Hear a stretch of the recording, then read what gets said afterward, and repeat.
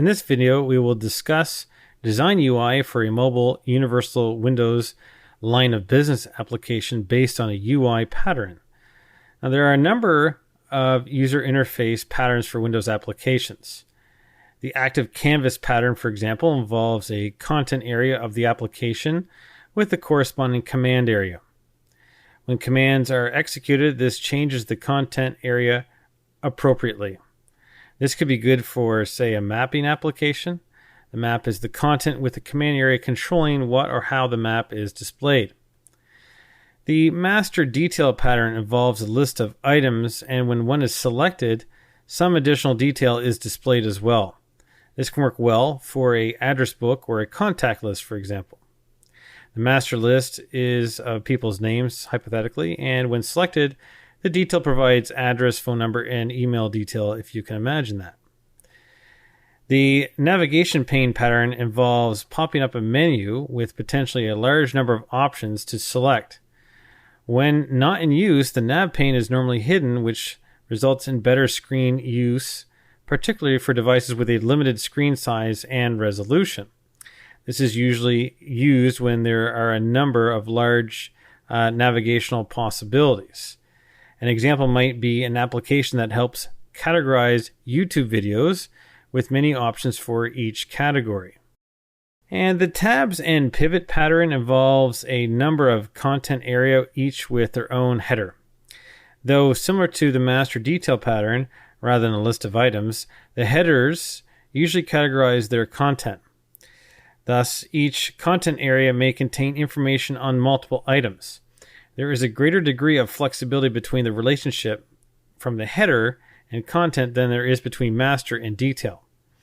This may be suitable for a photo sorting application where the photos can be shown and categorized. Now, a navigational structure is a must for your application. In looking at various patterns, you must select the ones that are most appropriate. And keep in mind that a single application may make use of a few different navigational structures rather than relying upon a single one. It is much better customizing an existing navigational element rather than creating your own. Making use of the system-based elements will provide for a much consistent user experience than not doing that.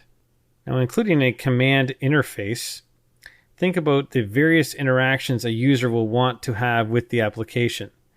These should be matched with a corresponding command element, and these command elements should be placed appropriately.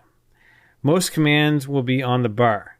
Use an active canvas for content that has a single purpose and that has a need for the commands.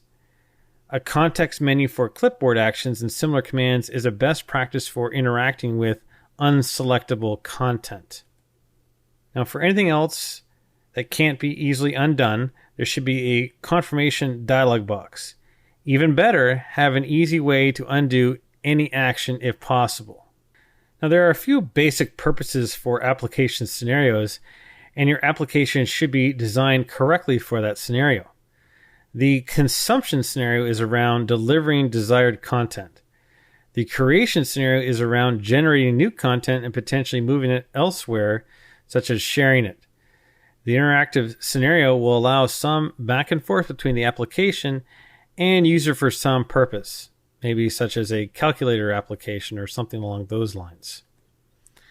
For each of these scenarios, there are some key elements and guidelines. The consumption scenario will primarily use navigation elements with content. There should be a full screen option as well.